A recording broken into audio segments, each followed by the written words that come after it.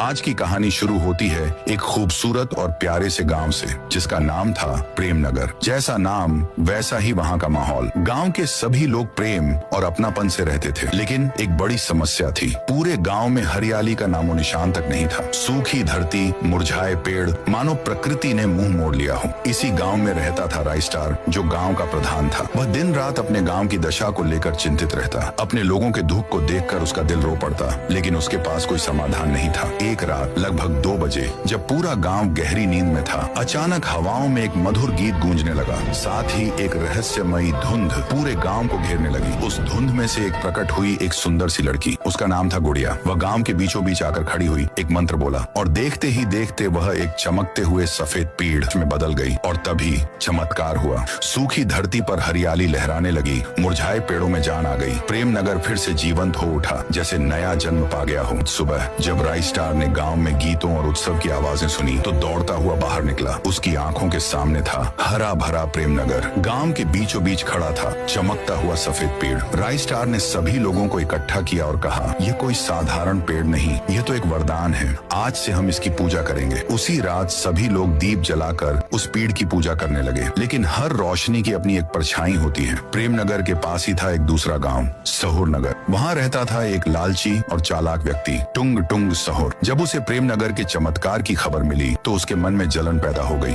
उसी रात वह चुपचाप प्रेमनगर आया और सफेद पीड़ को चुराकर अपनी गाड़ी में लादकर सहुर नगर ले गया। जैसे ही पीड़ प्रेमनगर से गया, फिर से वहाँ सूखापन और उदासी छा गई और सहुर नगर में हरियाली और समृद्धि आने लगी। राइस्टार समझ गया कि यह चोरी हुई है। उसने निश्चय किया, इस बार प्रेमनगर अपना हक लेकर रहेगा। दोनों गांवों के बीच बैठक बुलाई गई। राइस्टार ने कहा, वह सफेद पेड़ हमारा है, उसी ने हमें जीवन दिया, हमें वह वापस चाहिए। टुंग टुंग सहुर बोला, अगर मैंने वह पेड़ लौटा दिया तो मेरे लोग भूख से मर जाएंगे। तभी एक बुजुर्ग खड़ा हुआ और बोला, तो फिर इसका फैसला युद्ध से हो, जो जीते वही पेड़ का हकदार। सबने सहमति जताई।